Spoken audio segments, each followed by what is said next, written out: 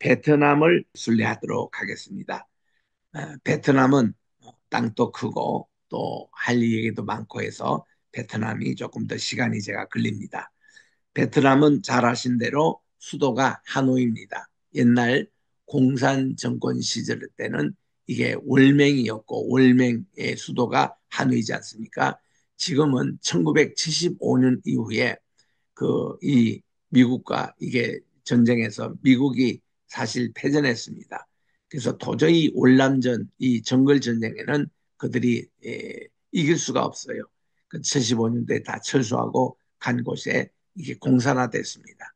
그래서 지금 이 베트남은 사회주의 국가예요. 그리고 공산당이 딱 자리를 잡고 있기 때문에 공식적으로 교회나 신학교가 허용되지 않습니다. 그렇다고 뭐 전혀 예배를 안 드리냐면 그건 아니고요. 옛날 지하교회도 있고 또 이제 지상에도 요즘 예배를 드리고 있지만 현지인들이 예배 인도하는 거는 괜찮는데 한국 선교사가 가서 설교하거나 가르치거나 하면은 이게 다 체크 목록에 들어가서 감시를 받습니다. 그래서 이제 이 우리 그 쿠바도 그렇지만 이 베트남이 사회주의 국가가 돼 있는 거예요. 그 점 세계에 보면은 이게 러시아가 그렇죠. 중공이 그렇습니다. 중국이 그리고 북한이 그러고 큐바가 그러고 이 베트남이 그러고 스리랑카도 사회주의 그런 이제 정치 그 조직을 갖고 있습니다. 그래서 오늘은 베트남에 대해서 특별히 말씀을 드리려고 합니다. 베트남 공식 이름이 사회주의 공화국이에요. 소셜리스트, 그 디모크래틱 이렇게 나오는데 이런 이름을 가지고 있는 사회주의 공화국. 이거를 간단히 줄여서 베트남이라 그렇게 얘기합니다.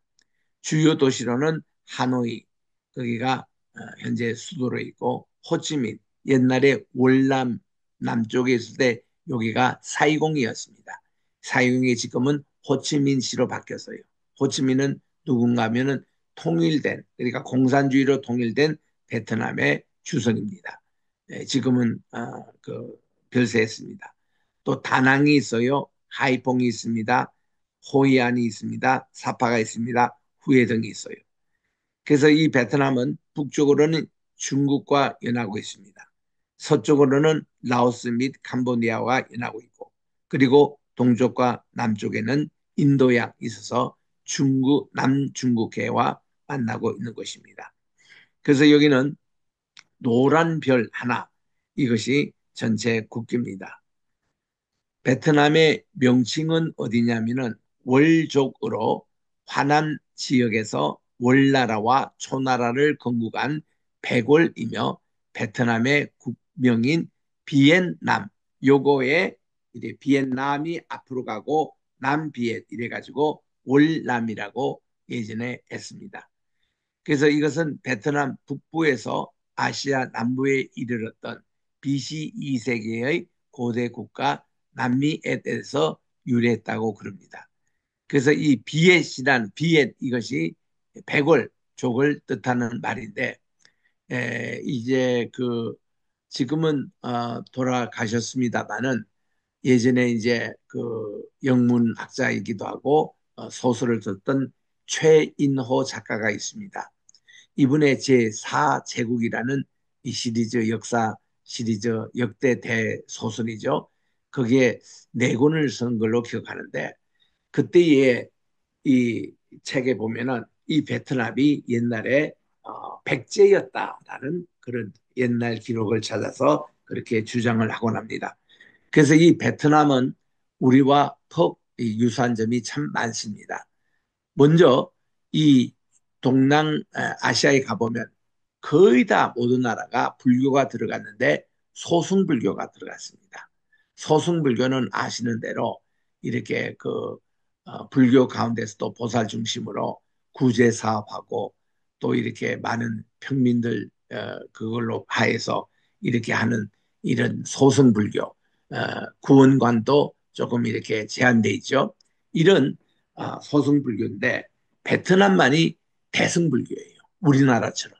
한국이 대승불교입니다. 그리고 월남이 대승불교예요. 그래서 여기 베트남은 희망이 있는 것이 하나님을 믿으면 여기는 제대로 믿습니다. 소승불교 나라는요, 워낙 다신교를 많이 믿기 때문에 뭐 이렇게 전도를 해서 그 사람들이 기독교 받아들였다 해도 복음을 받아들이면서 한쪽 구석에는 힌두신을 섬기고 또 자기들이 섬기는 범신, 그게 신이 다 또 몇 명 더 있습니다.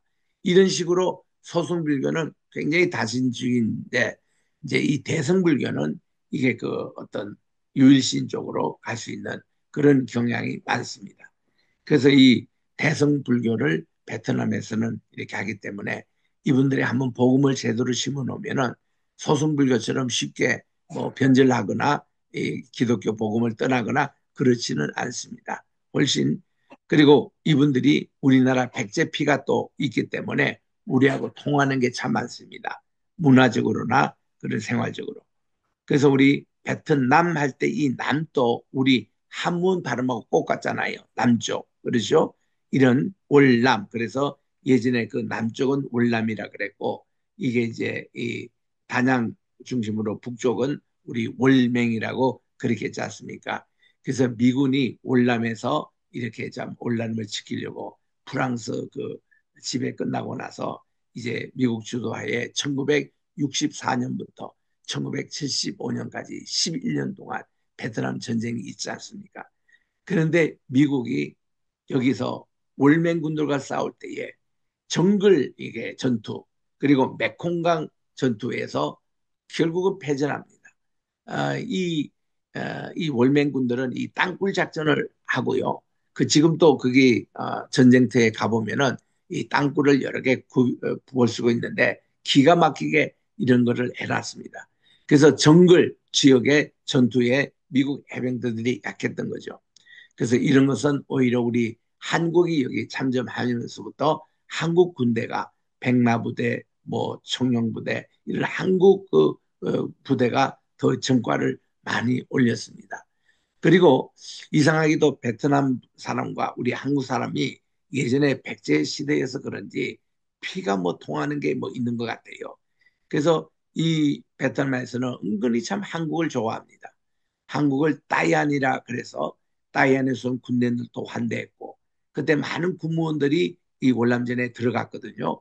그분들하고 우리 이제 군인들하고 그렇게 결혼한 케이스는 많지 않다고 합니다. 주로 군무원들 이런 분들과 결혼해서 애들을 많이 낳고 했는데 그중에 태반에 한국의 아빠들이 애기들만 낳고 양육의 책임 안 지고 한국을 떠나버리고 말았습니다.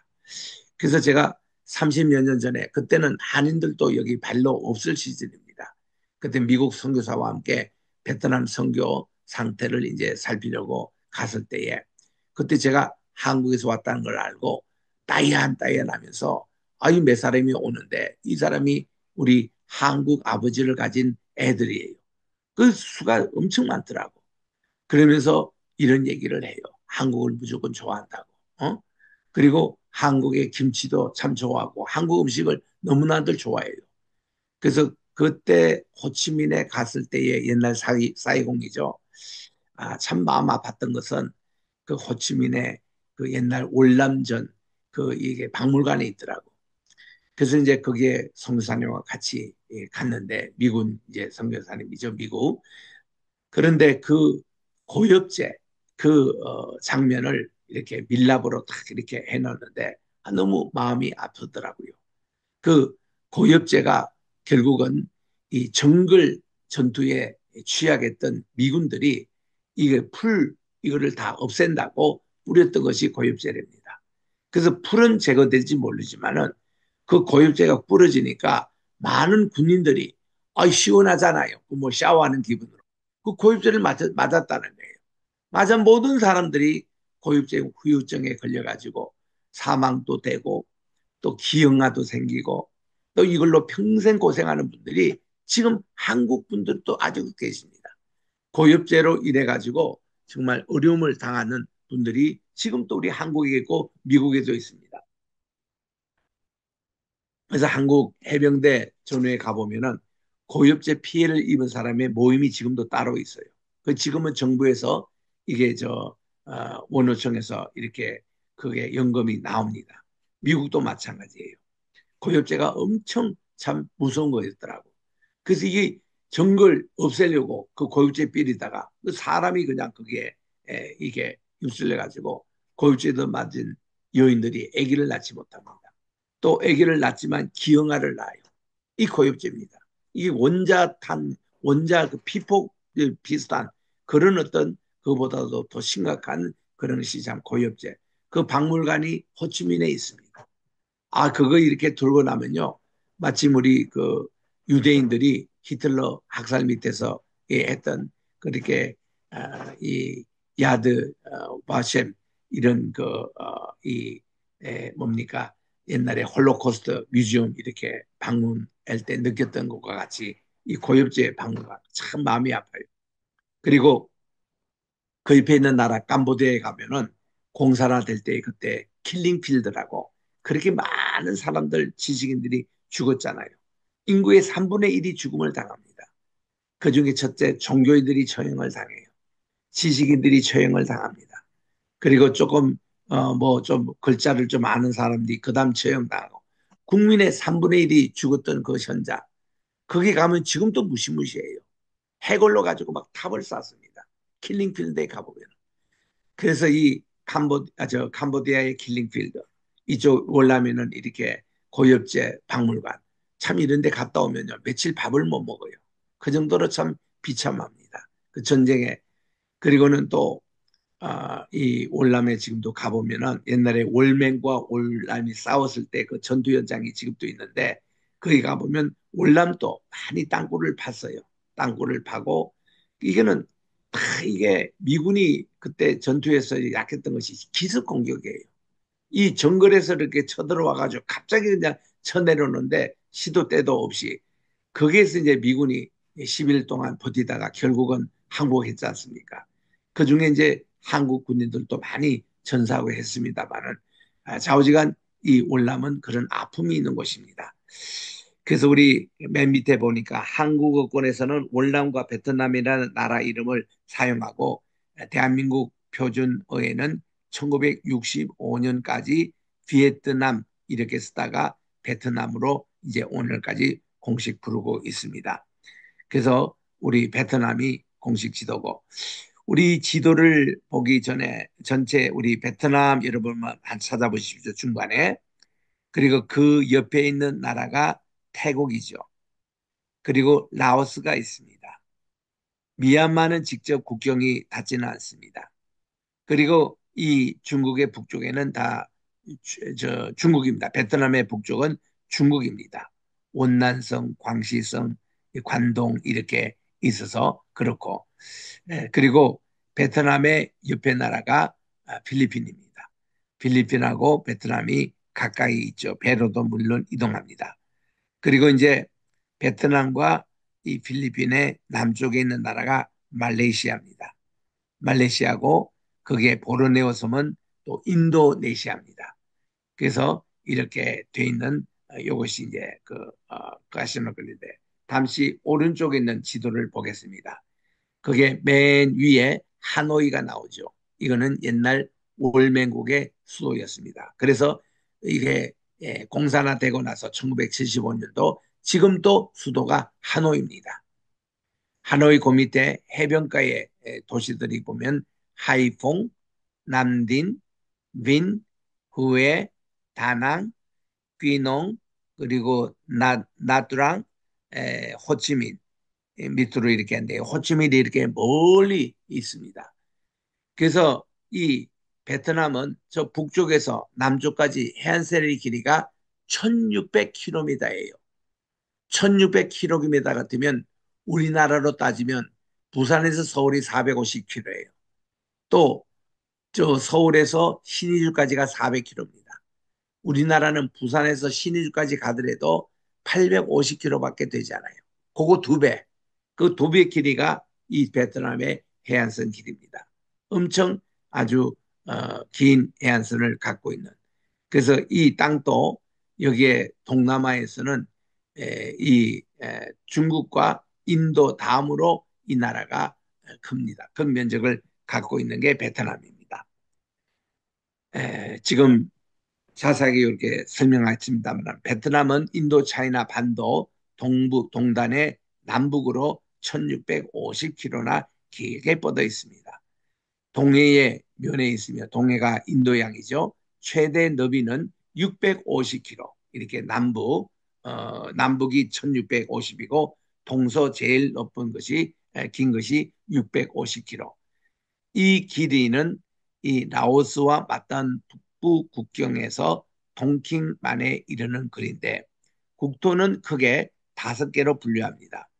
북부 고원지대, 또 홍강 삼각주, 그리고 안남 산맥, 네 번째는 해안 저지대, 다섯 번째는 메콩 삼각주가 제일 남쪽에 위치하고 있습니다. 여기는 중국에서 시작했던 메콩강이 6개 나라를 거쳐가지고 베트남의 긴 그 국경시대, 옆에는 태국이 있고 또 옆에는 캄보디아가 있습니다. 이거 국경지대로 만들어서 메콩강이 맨 남쪽에 이제 떨어지는 것이 메콩강 삼각주 지대입니다. 그래서 이런 지대를 우리가 보는데, 그래서 이제 베트남이 다 덥고 고온 다습한 나라도 아니에요. 그 북쪽 고원지에는 춥기도 합니다. 그래서 여기는 두꺼운 옷이 있어야 됩니다. 숲이나 밀림으로 덮여 있고 인적이 참 드문 지역도 있고 사람이 살지 않는 곳도 많습니다. 그 베트남 북쪽에. 그래서 거기 가보면은 우리 한국 민족일 것이다 하는 그 종족이 살고 있어요. 그래서 이제 베트남과 라오스와 중국 그 인근에 사는 그 부족이 있는데 거기는 우리 KBS에서도 10년 전인가 가서 취재했던 곳입니다. 그 취재 보니까 한국 사람과 같이 비슷한 풍속으로 김치 만들어 먹죠. 아기를 업어 키우죠. 여성들의 머리를 땄죠. 또 이렇게 머리에 이고 다니는 이것이 우리하고 아주 풍습이 비슷했습니다. 그리고 그 김치 맛도 우리와 아주 비슷한 그런 곳이 여기에 있습니다. 그게 이제 북부 공원지대에 있고요. 그다음 홍강 삼각주 지대, 이거는 송코이강 삼각주 지대가 또 있습니다. 그다음 안남 산맥이 뻗쳐 있고요. 북부 고원지대에서 서부 지역을 가로질러 호치민시에서 북쪽으로 약 80km 떨어진 지역에 뻗어 있습니다.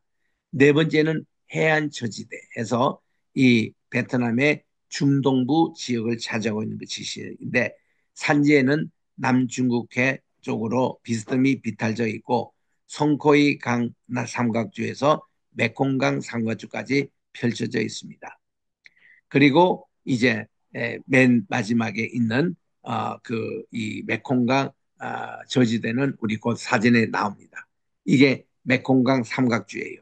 맨 밑에 보면 빨간색으로 이렇게 되어 있지 않습니까? 이것이 인공위성 사진으로 이렇게 되어 있습니다. 완전히 델타 지역처럼 이렇게 형성되어 있는 그곳인데 메콩강 끝자락입니다. 메콩강. 그래서 우리 많이 메콩강 들었잖아요. 우리 옛날에 월남전에 파병했던 우리 군인들로부터도 메콩강에 대한 얘기를 많이 듣고 월남전이 한참 있을 때도 메콩강 전투가 참 유명했잖아요. 그렇게 듣는 메콩강을 이렇게 가보면 좀 실망 수준입니다. 그 물이 깨끗하지 못하고 황토색이에요. 그래서 이 빗물, 홍수가 많이 졌을 때 그때 그 색깔로 이렇게 있어서 그게 물 색깔이 좀 실망적입니다. 그럼에도 불구하고 이 목ben구강은 이게 수질이 괜찮고 세계에서 12번째 긴 강이라고 그럽니다. 10번째로 유수량이 많은 강이라고 그래요. 길이가 4,000km입니다. 제일 긴 강이 나일강이지 않습니까? 6,700km, 나일강이. 그리고 두 번째 긴 강이 미시시피 강이라고 전해지잖아요. 약 6,000km. 그래서 이런 식으로 세계에서 12번째 긴 강이 메콩강으로 4,000km에 해당되고 있습니다. 그리고 유역 면적은 모두 79만 5천 제곱킬로미터. 그래서 이거는 한반도의 전체의 한 4배에 해당되는 유역구역 면적. 중국 칭하이성에서 발원합니다. 그래서 원난성을 거치고 그다음 미얀마 나라 태국 거치고 라오스를 끼고 캄보디아를 내려와서 베트남에 이릅니다. 그래서 뭐 캄보디아에서 배 타고도 베트남을 건너갈 수 있죠. 이거 강 하나만 건너면 되니까. 라오스에서도 그렇습니다. 태국도 그렇습니다. 미얀마에도 그렇습니다. 이게 이제 베트남과 다 연결이 되어 있습니다. 캄보디아도 공사가 됐을 때에 이 캄보디아의 지도층이 거의 다 베트남에서 걸러가지고 캄보디아를 점령합니다. 그래서 캄보디아에 가면은 베트남 사람을 아주 이렇게 존경하고 그들이 우르르 받으면서 또 하나의 시기 대상이 되고 있습니다. 우리나라가 일본을 옛날에 그렇게 했듯이 베트남 사람들이 아니 그 캄보디아 사람들이 베트남에 대해서 피해 의식을 가지고 있습니다. 이거를 이제 현지에 가서 들을 수 있는 건데, 자, 중국과 미얀마를 제외하고는 메콩강 위원회에 이들은 참석하지 않습니다. 베트남의 자존심이 굉장히 센 나라죠. 계절에 따라서 유량의 변화가 이제 심하고 급류와 폭포가 항상 많아 어려움이 있는 곳이기도 합니다. 베트남 이 지금은요 옛날에 월남전 이전으로 보면은 월맹과 월남이 합친 나라가를 요즘은 베트남이라 그래요. 인구가 얼마입니까? 1억 1억 100만에 해당되는 엄청난 인구를 갖고 있습니다. 면적도 한반도 전체의 1.5배에 해당되는 나라입니다. 그래서 우리 아시아권의 인구에 보면은 그 인도가 지금 제일 많아요. 14억 8천만, 한 15억에 해당되는. 그리고 중국이 지금 14억이 조금 넘습니다. 그 3위가 일본이에요. 일본이 1억 3천만, 2천만 얘기합니다. 지금 일본은 어저께도 일본에서 온 성교사님 얘기 들으니까 참 심각해요. 일본은 아베 총리 때에 너무 이렇게 국가의 국채를 많이 늘여놔가지고 그게 이제 피해를 지금 받고 있다고 그래요. 그래서 당분간 일본이 경제적으로 어려움을 계속 당하게 돼 있다는 겁니다. 그리고 이게 엔도 이렇게 많이 오르지 않고요. 그러니까 일본이 1억 2천에서 3천 인구를 가지고 있습니다. 그 다음 많은 인구가 베트남이에요. 1억 천만. 그래서 이 면적이 33만 제곱킬로미터고 인도 차이나에서는 가장 인구가 많은 나라고 그리고 세계에서 16번째로 인구가 많습니다. 나라의 명칭도 비엔남으로 했다가 지금은 공식으로 월남이라고 우리가 얘기하는 베트남이 됩니다. 그 남이라고 하는 것이 남쪽이라는 뜻이고 비엣이라는 것이 글쎄 옛날에 백제할 때 그 백제의 발음이 아니겠느냐 그냥 우리가 추측할 뿐입니다.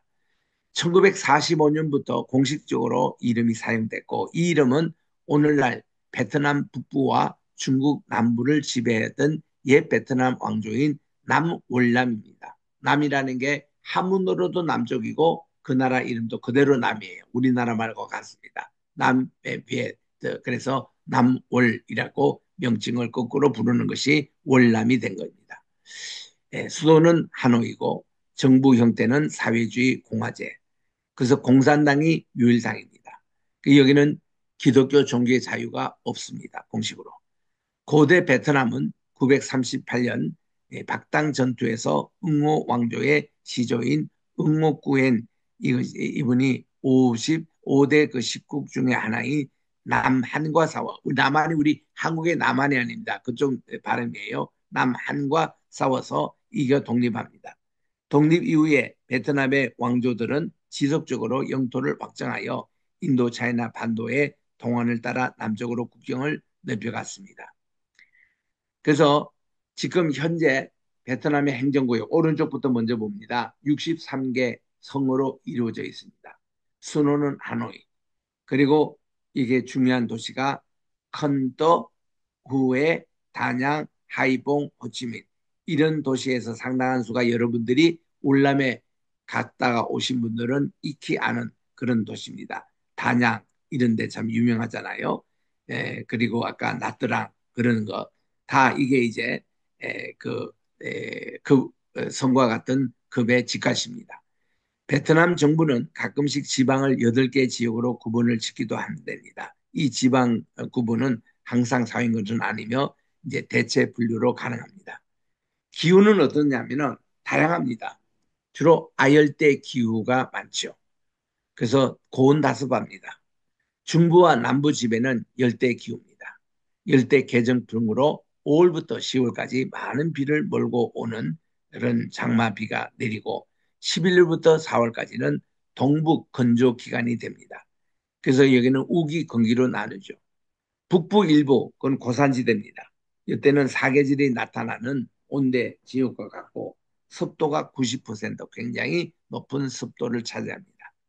남부지방, 여기에 우리 아까 봤던 메콩 그런 삼각주 이런 지역은 그 남부지방은 1년 내내 건조하고 여름에는 비가 집중적으로 내립니다.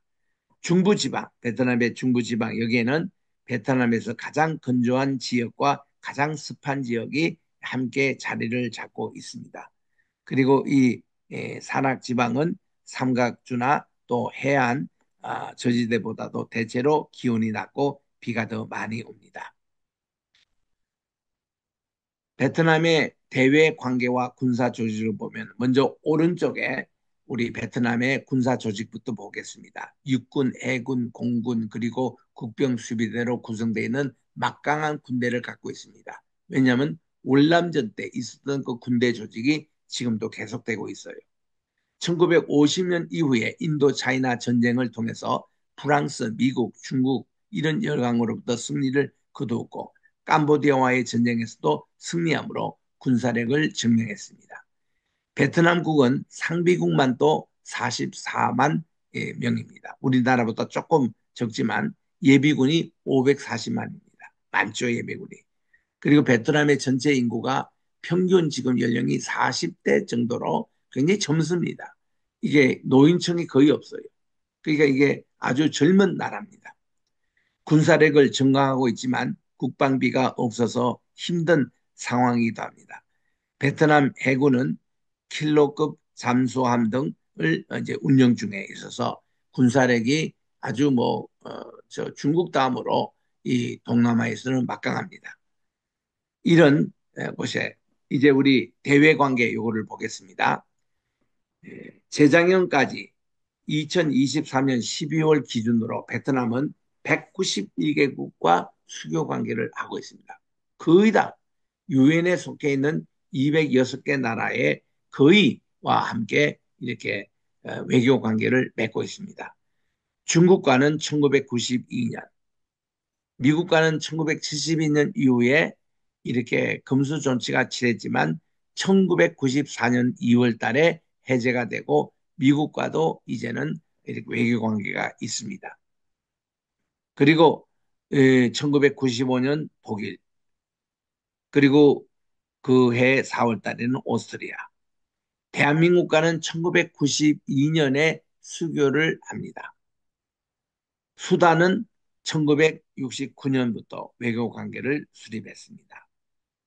그래서 이런 지금은 베트남이 IMF 또 세계은행에 가입돼 있고 또 1995년에는 아시안 7개 회원국 중에 속해 있습니다. WTA에도 가입돼 있는 나라이기도 합니다. 이래서 베트남은 정치적인 형태는 사회주의 국가, 공산주의지만은 이 외교나 경제적인 것은 상당히 개방 정책을 쓰고 있습니다. 베트남은 한때 프랑스 식민 지배를 오랫동안 받았습니다. 그래서 지금도 베트남에 가보면 유명한 프랑스 시대 때의 식당과 또 문화가 그대로 남아 있습니다. 그래서 캐토릭의 그런 문화도 남아 있습니다. 그래서 우리 옛날에 월남전쟁 있을 때에 이런 프랑스 신부 또 성당 이런 분들도 많이 등장했던 이유입니다. 2차 대전 때는 짧은 기간이나마 일본의 지배도 받았습니다. 2차 대전이 끝나고 나서는 1945년도 9월 2일에 호치민, 그때 공산주의 주석이었죠. 호치민은 하노이의 바딘 광장에서 베트남 독립을 선언했고 베트남 민주공화국이 설립이 됐습니다. 근데 프랑스는 베트남 독립을 인정하지 않았어요. 그래서 이 프랑스와 베트남 사이에 1차 인도 차이나 전쟁이 일어납니다. 이게 월남전의 하나의 그 전주곡이었어요. 1954년도 5월 7일에는 DNBM프 전쟁에서 베트남군이 대성을 거두고 프랑스군이 철수합니다. 그리고 베트남이 독립을 맞았습니다. 그런데 이 서구 열강은 제네바 협정을 통해서 이 베트남을 다시 북위 17도를 기준해서 남북으로 나눕니다. 월맹과 월남으로.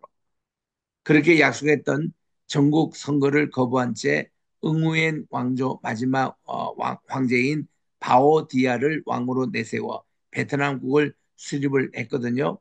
그래서 얼마 되지 않아 가지고 이 응어딘 GM의 쿠데타로 무너지고 베트남 공화국을 세워서 남북 대결을 시작합니다. 이때 미국은 도미노 이론을 내세워서 그러니까 거기에서 이제 무너지면 이게 다 무너진다고 도미노 이론을 내세우면서 월남 정치에 개입을 한 것이 1960초였습니다. 그때 이제 케네디 대통령이 있을 때였는데 그때부터 이제 여기에 월남 전쟁이 1964년도에 시작하게 됐던 것이죠.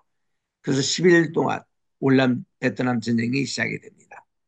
전쟁 기간 동안에 미국은 2차 대전 때 사용하였던 것보다 더 훨씬 많은 폭탄을 여기에 퍼붓습니다.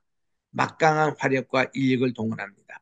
그런데도 베트남의 끈질긴 저항과 전 세계와 미국 내의 반전 여론에 밀려 결국은 73년도에 파리 협정을 맺고 철군을 합니다. 그리고 1975년도 북베트남을 4.20 현재 호치민입니다. 이게 이것을 점령하였고 76년도 7월 2일에는 베트남 사회주의 공화국이 건설된 이후로 지금까지 이루고 있습니다.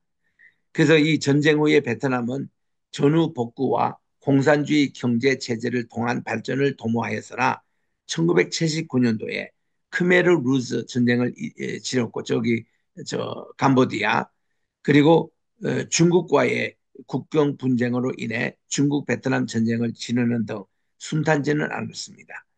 그래서 1992년 베트남 공산당은 도이머이를 시작으로 하여 혼합 경제를 도입했습니다. 서구의 경제 정책을 도입해가지고 지금 중국처럼 많이 경제적으로 지금 발전 중에 있습니다. 2000년도 와서는 거의 모든 나라와 수교를 맺은 게 이게 지금 190여 나라와 수교를 맺은 정도입니다. 그래서 베트남의 정치 이거는 참고해 보시고 경제도 참고해 보시고 개방선 전쟁을 경제를 이렇게 해서 많이 불능이 됐다는 것입니다. 그래서 현대 베트남은 중국, 태국과 더불어 미래에 아주 유명한 나라로 그렇게 이제 발전을 하고 있습니다.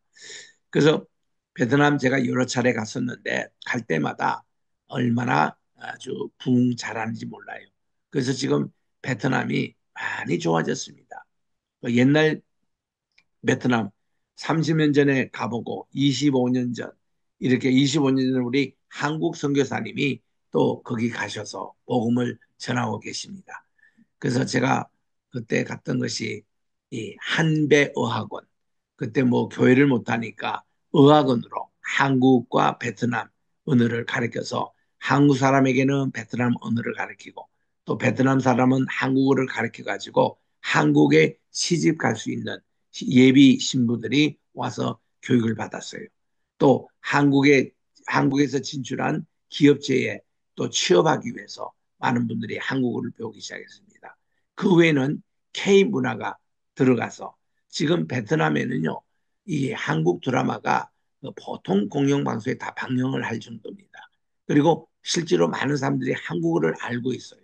그래서 우리 한국과 이게 대화하는데 뭐 한국과 베트남 사이에 이렇게 직항이 여러 개 있는데 거기에 뭐 꽉꽉 찹니다. 손님들이. 그만큼 아주 베트남하고의 활발한 그런 외교가 지금 이제 벌어지고 있습니다. 자, 우리 베트남에 대해서 특별히 제가 더 관심을 가졌던 것이 최근에 우리 신은우 선교사님과 이창준 선교사님이 저기에 한 달 반 동안 계시다가 어저께 귀국하셨어요. 신은우 선교사님은 원래 연세가 70이 넘습니다. 이분이 25년 전에 베트남에 선교사로 가셔가지고 연세 많으셔서 목사 안수를 받고 가셨거든요. 그리고는 그 베트남에 아주 신학교를 이렇게 해서 지금까지 잘 하고 계십니다. 우여곡절이 많았죠. 이번에 오셔서 제가 많이 그 상황을 들었는데 또 교회를 120교회나 건축했던 선교사님입니다. 참 신은우 선교사님 활약이 대단하십니다. 그 여기 보니까 그분의 사역에 대해서 쭉 나오는데 요 자료는 우리 신선교사님이 그저께 우리 교회 오후 예배 드리면서 이렇게 그 보았던 것인데 이게 우리 전자칠판하고 이 뭐 연결이 잘 돼가지고 실제로 보지를 못했어요. 그래서 이 자료가 제 컴퓨터에 남아 있어서 이것을 이제 잠깐 보게 됩니다. 이분은 침례교 침신역이 나오시고 침례교 선교사십니다. 그래서 베트남 연합 침례 신학교를 25년 동안 경영하고 계시는데 잘 되고 있습니다. 이게 매달 3,000불에서 4,000불 해당되는 돈이 많이 드는 그런 신학교인데 지금까지 빚 없이 이렇게 운영되고 있는 학교입니다. 그래서 1회 졸업은 25명, 2회 12회 7명, 또 1에서 12대까지가 148명 졸업생을 배출하고 2019년 3월에 대학원 신규 과정도 개설해서 하는데 여기 가서 교수로 봉사하시는 분이 미국에도 가시고 미국 있는 선교사도 줌으로 강의도 하시고 영어로 또 한국에서도 가셔서 이렇게 한다 교수님들이 자원봉사를 하고 계신답니다. 그리고 여기 이제 많은 교회당을 세우는데 120개 교회를 세웠다는 거. 그건 놀라운 일 아닙니까? 25년 동안. 이거를 하신 거예요. 그래서 이제 철지 빌딩 미션 이거를 하셔서 뭐 호통족 침례교, 안개 침례교, 컨터 침례교, 동터은 침례교 이렇게 해서 2005년부터 2017년까지 118개 교회를 건축하고 현재도 한 개 건축 중에 있고 5개 교회를 건축 준비한다고 그래요. 그래서 이렇게 많은 교회를 이렇게 짓고 있습니다.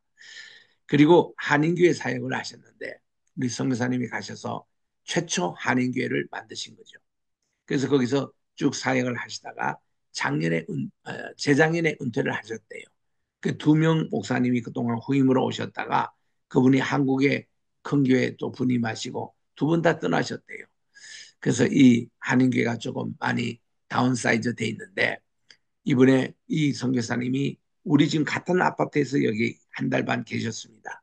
계신 동안에 우리 새벽 기도도 매일 나가시고 우리 교회 오셔서 같이 식사하고 그리고 또 아침에 매일 같이 운동하고 그랬던 우리 선교사님 참 정이 많이 들었습니다. 그런데 여기 계시는 동안에 그 한인교회 은퇴하셨던 그 한인교회에서 다시 그 부임을 해달라고 요청을 받고 이 지금 가셔서 오늘부터 지금 한인교회 담임 목사님으로 다시 복귀해서 심무를 하시게 됐습니다. 그래서 2002년도에 한인교회를 개척하시고 2008년도 교회 건축을 다 하시고 지구촌 새생명교회로 2011년도에 건축하시고 또 스카이 새생명교회 교회도 개척하시고 이렇게 해서 지금 이런 교회 이 사역을 크게 하십니다. 그래서 여기 몇 개 우리 사진 보고 마치겠는데 신학교 사역입니다. 우리 이렇게 많은 신학생들이 베트남에서 지금 공부를 하고 있다는 거. 저도 이제 다음에 갔을 때는 사역할 것이고 우리 김균배 선교사님 미얀마 계시는 그 선교사님도 여기 오셔서 사역할 것이고 우리 신학교에서 파송됐던 개인철 목사님 이분도 여기 이제 가셔서 한번 강의를 하실 겁니다. 이렇게 다 우리 네트워킹이 이렇게 되고 있는 곳입니다. 여기 이제 졸업식 하는 광경이고요. 이렇게 또 이 졸업식 사진입니다. 신학교. 지금 우리 선교사님이 지금 저기 팔 들고 서시는 저분이십니다. 우리 저 신헌우 선교사님. 여기 지금 중간에 있는 이게 파란색 티를 입고 이렇게 목걸이 걸고 있는 선교사님이 신헌우 선교사님이세요. 이 학교 설립자이십니다. 그래서 이런 여러 가지 수업의 광경, 지금 요거는 우리 목사님이 강의를 하고 있는 분이세요. 우리 신성 교사님 앞에 앉아 계시죠? 네, 이렇게 해서 우리 대학원이 지금 시작해서 지금 엔디브 과정을 지금 하고 있는 모습입니다. 이 교사 강습회, 네, 교회 학교 강습회 또 교회 건축 지금 하고 있는 장면들, 네, 이런 것이 있는데 시간이 다 돼서 오늘은 여기까지 하도록 하겠습니다. 혹시 질문이 있으시거나 하면은 해 주시기 바랍니다.